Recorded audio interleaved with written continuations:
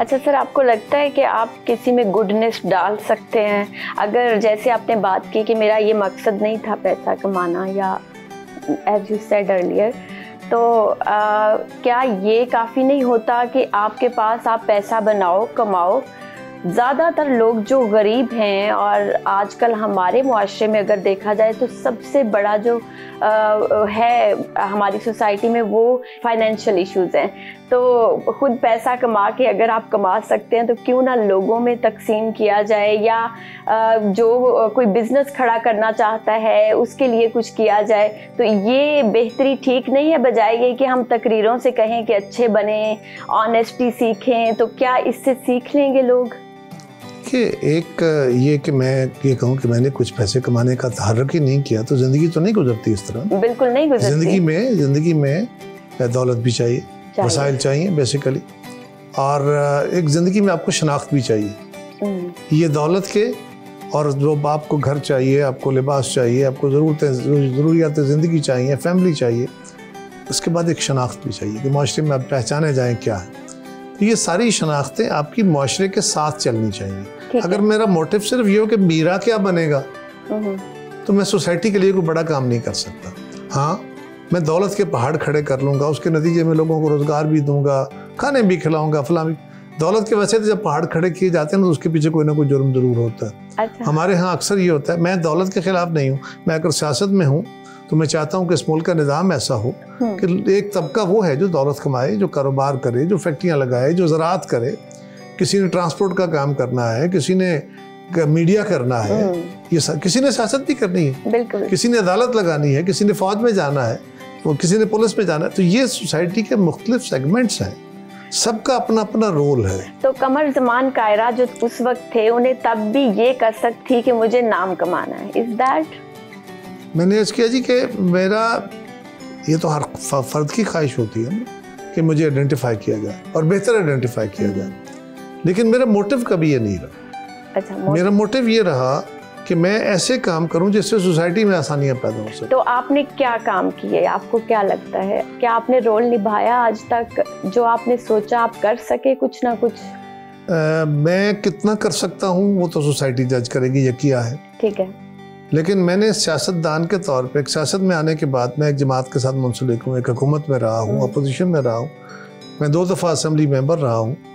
तो उसमें जितना मेरा रोल हो सकता था वो मैं तो अपने रोल से मुतमईन हूँ कि मैंने जो कुछ कर सकता था वो किया।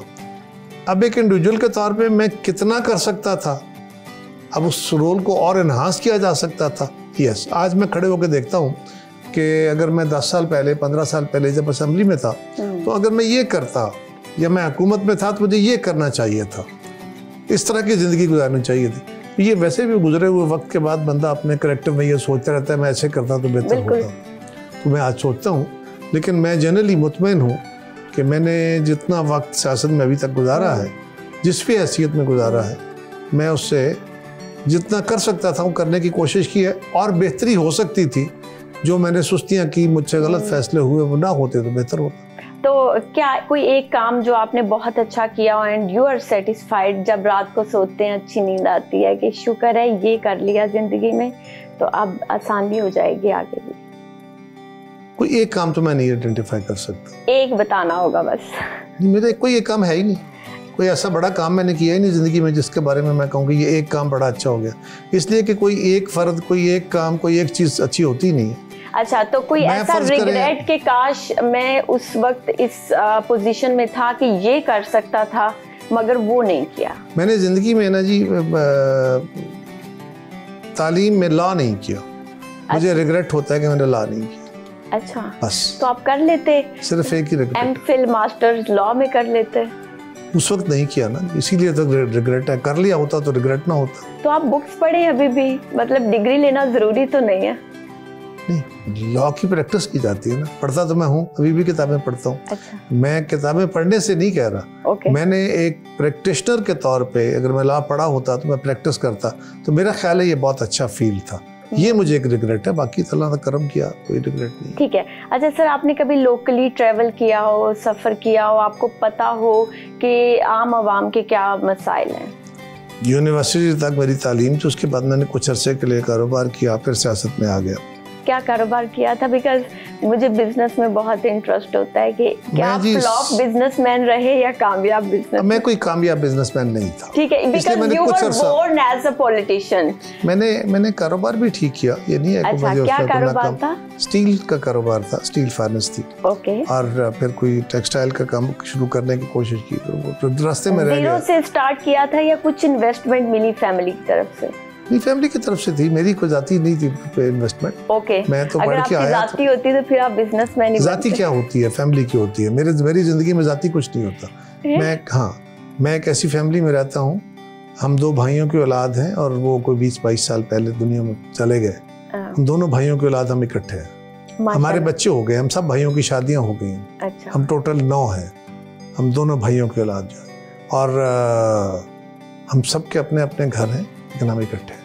सर, ये जो पॉलिटिक्स गोल्डन स्पून लेके पैदा होते हैं, बिकॉज बड़े बड़े मकान, गाड़ियां और ये चीजें तो आम है पॉलिटिक्स में। तो अच्छा, खैर ये जो बड़े बड़े लोग होते हैं, ये पॉलिटिक्स में बड़े मस्कीन लोग भी होते हैं, बड़े हम्बल बैकग्राउंड के लोग भी होते हैं, मेरे जैसे भी होते हैं। जो इजी होता है सर एक नए बंदे के लिए आना पॉलिटिक्स में? और दुनिया, और इसी तरह पॉलिटिक्स के बगैर भी दुनिया में लोगों के बड़े बड़े घर हैं। सियासतदानों के अलावा लोगों के ज़्यादा बड़े घर हैं, कारोबारी लोगों के बड़े घर होते हैं, उनके पास बड़ी गाड़ियाँ होती हैं, उनके पास बड़ी दौलत होती है। सियासत में आना, यकीनन पाकिस्तान में सियासत बहुत महंगी हो गई है, इसमें कोई शक नहीं। आम आदमी का इधर आना मुश्किल है। जो पार्टी सिस्टम मजबूत होगा, हमारी बदकिस्मती यह है कि पार्टियां कमजोर हो गई। पार्टियां कमजोर होने से बिरादरियां, कबीले, मसलक ये बढ़ गए आगे, पैसे का बहुत इन्फ्लुएंस हो गया। लोग भी चकाचौंध को देखते हैं। बिल्कुल, लोग भी देखते हैं कि आपके पास अच्छा घर है, गाड़ी है, दफ्तर है, खर्चा कर सकते हैं। पार्टियां भी सोचती हैं कि ये बंदे में इतनी कैपेसिटी है कि ये इलेक्शन लड़ सके। लोग भी देखते हैं कि इसके पास क्या है। उसके बाद दफ्तर खुद खाने जोगा नहीं है, हमें क्या करेगा। तो ये भी है। आपके पास अगर मैं सुजुकी गाड़ी में ट्रैवल कर रहा हूँ तो मुझे अनफॉर्चुनेटली मुझे ये कहना पड़ रहा है कि लोग मुझे उस तरह कंसिडर नहीं करेंगे। बिल्कुल नहीं करेंगे। कहेंगे यही कि सादा जिंदगी गुजारो, कहेंगे यही कि नहीं हमें ऐसा करना चाहिए, लेकिन करेंगे नहीं। तो सर आपने कौन सी गाड़ी रखी है? मेरे पास जी इस वक्त लैंड क्रूजर है। आपको किस गाड़ी का शौक है कि कम से कम ये होनी चाहिए?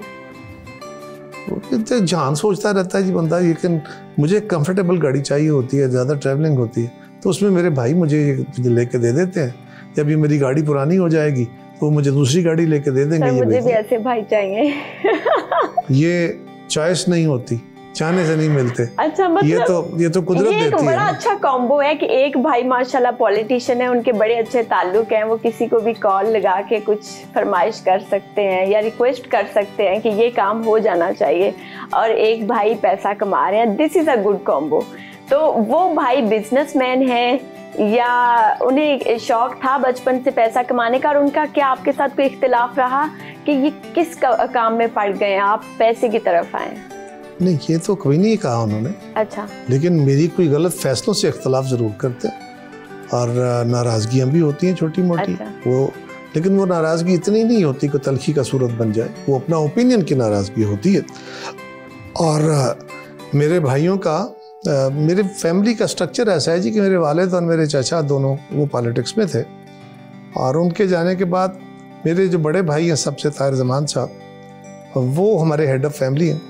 तो बुजुर्गों की ज़िंदगी में भी जब मेरे चचा एमएलए रहे, 2 दफ़ा एमपी रहे, मेरे वालिद भी एमपी रहे, तो उनके साथ मेरे बड़े भाई हुआ करते थे ताहिर साहब। फिर मेरे छोटे कज़न है, छोटे भाई नदीम असगर साहब, और वो कॉलेज में गए तो उन्होंने फिर वालिदैन के साथ, बड़े भाई के साथ सपोर्ट करना शुरू किया।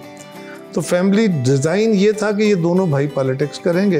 अच्छा। और हम इनको सपोर्ट करेंगे।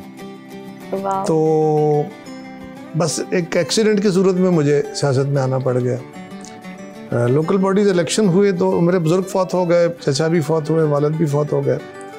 तो नेचुरली बुजुर्गों के जाने के बाद एक जनरल तासर होता है कि अच्छा भाई अब बुजुर्ग चले गए तो ये पता नहीं क्या बनेगा इनका। तो 2001 में 2000 में इलेक्शन हुआ लोकल बॉडीज का। उसमें छोटा जो था नदीम असगर, वो नाज़िम बन गए यूनियन काउंसिल के। अच्छा। इसी यूनियन काउंसिल के जहाँ बैठे हैं। फिर वो तहसील नाज़िम बने तो यूनियन काउंसिल की सीट खाली हो गई। तो सारे शहर की मीटिंग हुई कि भाई इस काउंसिल में क्या करना है। तो मेरा तजवीज़ ये थी, मैं उससे पहले अमली सियासत में नहीं था, लेकिन फील्ड पॉलिटिक्स में मुकम्मल तौर पे अपने कारकुन साथियों के साथ मिल के जलसे सजाने, जलसे कराने। आलमगुस्सा शहर की कोई दीवार ऐसी नहीं होगी जिसपे मैंने पोस्टर न चिपकाए हों, कोई पोल ऐसा नहीं होगा जिस पे झंडा ना बांधा हो। अच्छा। तो अमली तौर पे काम करते थे। ठीक है। तो वो मीटिंग हुई तो मैंने उसमें तजवीज़ दी कि जी ये लाजम नहीं है कि हमारे घर से कोई इलेक्शन लड़े, कोई और दोस्त किसी को भी मौका देना चाहिए। अच्छा। इन MP MNA का इलेक्शन भी हम ही लड़े, चेयरमैन भी हम ही बने, नाज़िम भी, ये मुनासिब नहीं है। लेकिन उस वक्त लोकल कंडीशंस ऐसी थी कि सब ने कहा, फैसला ये हुआ, हमारे एक बुजुर्ग थे शेख अब्दुल खलील साहब, दुनिया से चले गए, तो उन्होंने खड़े होकर कहा कि नहीं, तुम्हें समझ नहीं है, ये है वो है, तुम इलेक्शन तुम लड़ो, इस घर से इलेक्शन होगा और तुम इलेक्शन लड़ोगे तो तब हम इलेक्शन जीतेंगे। तो मैंने ढेर कहा कि जी नहीं मैंने नहीं लड़ना। सब ने कहा कि नहीं तुम इलेक्शन लड़ो। तो मैं लोकल पार्टीज के इलेक्शन में आ गया, वो इलेक्शन हम जीत गए, तो मैं नाज़िम बन गया। फिर ज़िला में जो UC का नाज़िम होता था, वो ज़िला काउंसिल का भी मेंबर होता था बाय वर्चू ऑफ हिज। तो मैं वहाँ पे जाके अपना रोल अदा करने लग गया। तो वो बड़ा वाइब्रेंट दौर था। जनरल मुशर्रफ की गवर्नमेंट थी, नया लोकल बॉडीज निज़ाम आया था, वो बड़ा आला निज़ाम था। मैं आज भी उसकी तारीफ करता हूँ, अच्छा निज़ाम था। तो उसके साथ मेरा ज़रा इंट्रोडक्शन बेहतर हो गया लोगों में।